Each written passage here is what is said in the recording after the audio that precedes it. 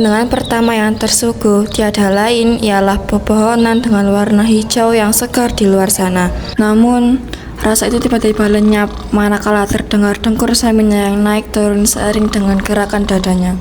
Nyi Iteng menoleh ke kanan dan ke kiri mencari-cari Aba dan Ambunya. Namun, tidak seorang pun ditemuinya.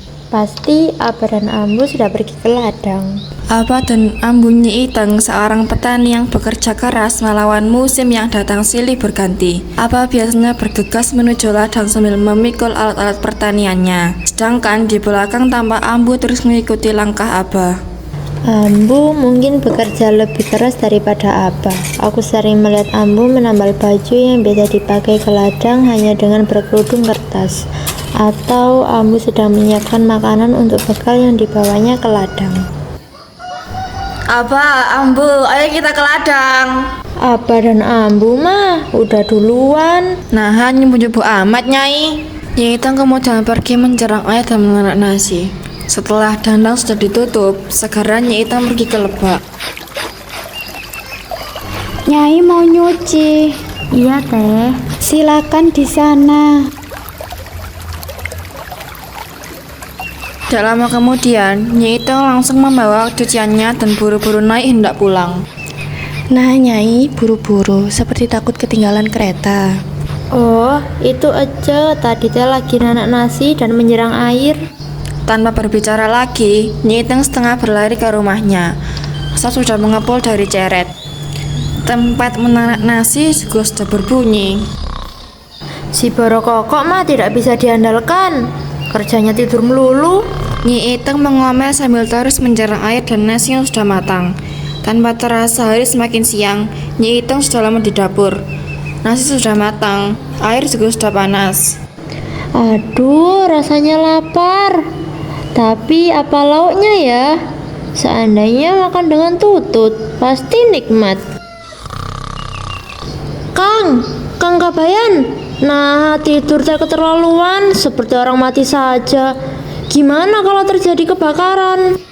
Kang Kabayan, Kang, ya ayah, bangun. Orang mah sudah ke ladang, sudah nyuci, masak. Nah, akang tidur wae. Sebentar lagi, tanggung lagi mimpi. Istrinya kesal, akhirnya dibiarkan saja si Kabayan. Namun dibiarkan itu tidurnya tambah pulas. Denggurnya saja terdengar semakin keras. Biar harus pakai ini nih. Melihat suaminya masih tertidur, dengan sengaja Nyi Iteng mengerjai si Kabayan. Dan cara itu berhasil membangunkan Kabayan. Hadang di lebak, awas, jangan lolos. Hadang di lebak teh naon? Bangun. Dengan malas si Kabayan bangun, menatap istrinya dengan kemoceng di tangannya. Aduh, mengganggu saja. Aku sedang mimpi menangkap kancra. Sudah lepas lagi gara-gara kamu. Nyai berisik. Jangan ngelantur he. Mending sana cari tutut untuk makan. Ayo, nasi sudah matang. Apa mau makan cuma dengan garam? Mencari tutut kemana, Nyai? Segitu sudah siangnya. Mencari kemana? Tutut biasanya ada di mana? Tidak ada keinginan amat. Ya ke sawah tuh, nanti di sayur, kan bumbunya sudah ada. Si Kabayan bangun dengan lamban dan malas-malasan, sambil tangannya menggaruk-garuk rambutnya yang tidak gatal. Sedang enak-enak mimpi diganggu. Nggak kepancuran dulu, Kang? Enggak, nanti aja mandi di sawah biar airnya hangat. Sambil menunggu suaminya, ia menuju ke dapur, menyiapkan bumbu untuk sayur tutut. Ia sudah menahan lapar dari pagi. Bumbu sudah jadi, tapi suaminya belum juga datang. Kemana sih Boro Kokok teh? Sekedar cari tutut kok lama sekali. Karena sekalian tidak ada tanda-tanda bakal pulang, Nyi Iteng menyusul ke sawah.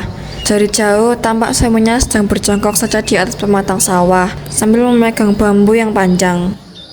Mana teh lagi ngapain di sini? Lah kan sedang mencari tutut. Kan Nyai mau nyayur tutut. Masa dikorek-korek dari atas galengan? Turun ke sana tuh. Enggak takut tenggelam. Lihat tuh, airnya sangat dalam. Apa Nyai mau jadi janda? Nyi Iteng sangat kesal. Tanpa ragu-ragu lagi, suaminya didorong ke dalam sawah. Si Kabayan jatuh ke sawah yang ditanam padi. Kok dangkal ya? Lain kali kalau cari tutut jangan cuma dari atas, turun. tangkap pakai tangan. Beres Tuan Putri, sekarang pulanglah. Kanda mau berendam dulu. Tuan Putri, hei, jangan lupa tututnya. Silakan saja Nyai pulang. Nanti tutut pasti akan kubawa pulang untuk lauk makan. Sepulangnya si Kabayan diberikan tututnya itu ke istrinya.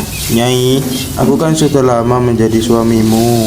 Itu mah semua orang juga tahu, Kang. Tapi Akang tidak tahu nama apa mertua Akang. Pamali ya tuh, Kang, manggil nama orang tua.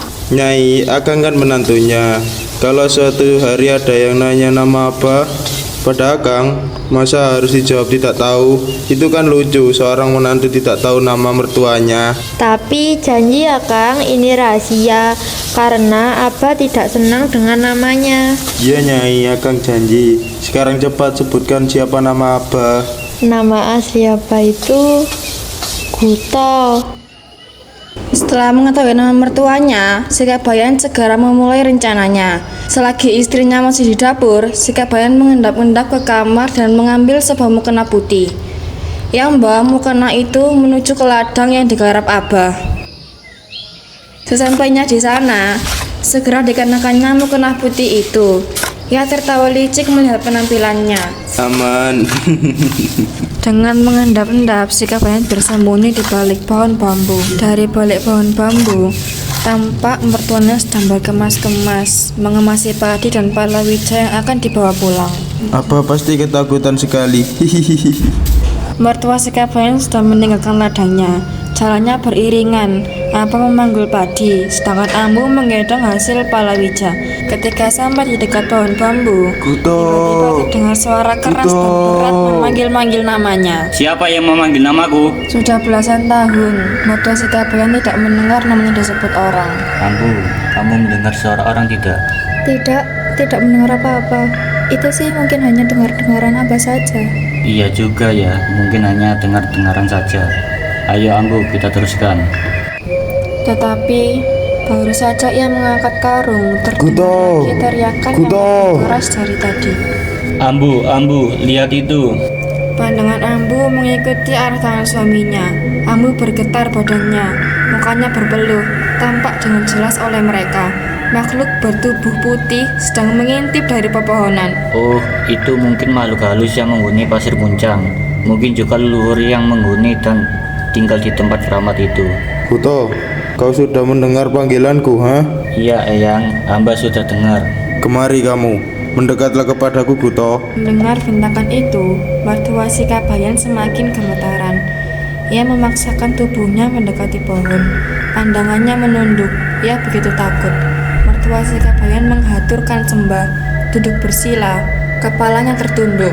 Guto, ketahuilah, aku Eyang dan Bakaruhun Sakti. Akulah penguasa pasir muncang. Daulat Eyang Karuhun Sakti, terimalah sembah sujud hamba. Sembahmu ku terima Guto, tetapi engkau sudah lancang Guto. Hamba sudah lancang, maksud Eyang Sakti. Jangan banyak bicara. Kau lancang sudah berladang di tanah yang bukan milikmu. Sadarilah kesalahanmu itu. Hamba sadar Eyang, hamba mohon ampun. Tidaklah cukup meminta ampun Guto. Apa kau dan istrimu ingin selamat sampai rumah? Tentu saja Eyang, hamba ingin selamat. Kalau begitu, kau harus menuruti segala perintahku. Hamba bersedia mengikuti perintah Eyang Sakti. Apakah yang harus hamba lakukan? Kau tidak boleh serakah Guto, karena kau sudah berladang di wilayahku. Kau harus membagi hasil berladang itu padaku. Daulat Eyang Sakti, jangankan dibagi dua, diambil semuanya pun hamba rela. Eyang Sakti dalam hatinya tertawa. Mertuanya benar-benar sudah ketakutan.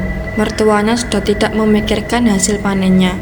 Eyang Sakti meneruskan perkataannya. Guto, aku tidak makan nasi seperti manusia. Oleh karena itu, bagianku kau berikan saja pada buyutku. Buyut Eyang, siapa Eyang? Kau bodoh Guto. Menantumu itu yang tinggal bersamamu adalah buyutku. Menantu hamba, si Kabayan. Ya Kabayan, menantumu. Memang menantumu ada berapa? Guto tidak berbicara lagi. Keluh lidahnya. Di pelupuk matanya terbayang menantunya. Selama ini Guto sudah menyia-nyiakan menantunya. Bahkan hasil panen pun menantunya itu tidak mendapat bagian. Tuh, kalau Eyang Sakti tahu, pasti akan murka. Aku pasti dikutuk. Nah, Kuto, sekarang kau sudah tahu rahasianya. Jangan sia-siakan dia. Dia itu kan suami dari anakmu. Kau harusnya sayang seperti kau menyayangi anakmu. Daulat Eyang. Kau selamat, Kuto. Kau boleh pulang. Ingatlah pesanku. Baiklah Eyang, hamba akan melaksanakan perintah Eyang. Sementara itu, Yang Sakti buru-buru pergi setelah Goto hilang dari penglihatan. Bergegas pula ia pulang ke rumah setelah melepaskan mukena itu dan menyimpannya di sarungnya. Yang Sakti kembali menjadi Sikabayan dengan pakaian yang tadi disembunyikan di balik sarung. Setelah itu, Sikabayan pulang ke rumahnya. Kepada istrinya, ia tidak berkata apa-apa. Hanya sedikit berpesan supaya jangan diganggu. Ia akan meneruskan tidur yang tadi dipotong. Nyi Iteng mengangguk meskipun dalam hatinya bertanya-tanya melihat tingkah laku suaminya yang akhir-akhir ini agak aneh. Menjelang maghrib, mertua Sikabayan sampai rumah.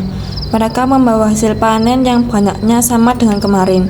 Begitu masuk, hanya Nyi Iteng yang kelihatan. Lalu apa menanyakan menantunya. Nyai, mana suamimu? Itu di kamar. Tidur. Iya, dia tidur. Biarlah tidur sepuasnya. Nyi Iteng heran pada sikap abahnya. Sudah lama abahnya tidak menegur Sikabayan. Sekarang malah menanyakannya. Namun Nyi Iteng diam saja. Dalam hatinya justru senang, pertanda baik. Mendengar suara-suara di sekitarnya, Sikabayan terbangun. Ia pun keluar dari kamarnya. Kemarilah Kabayan. Sikabayan menghampiri mertuanya, lalu duduk di hadapannya. Kabayan, hasil panen Abah kali ini sangat banyak. Marilah kita nikmati bersama. Baiklah, Abah. Terima kasih. Saya sebenarnya malu dan merasa tidak enak menerimanya karena saya tidak membantu pekerjaan Abah. Sudahlah, milik Abah kan milikmu juga. Sikabayan merasa senang dengan keikhlasan mertuanya. Dalam hatinya, ia pun berjanji akan selalu membantu pekerjaan mertuanya di masa yang akan datang. Sejak itu, mertua Sikabayan tidak berani berkata kasar, apalagi memperlakukan menantunya sembarangan. Mertua Sikabayan itu benar-benar menyangka bahwa menantunya itu keturunan Eyang Karuhan Sakti, penguasa Pasir Muncang.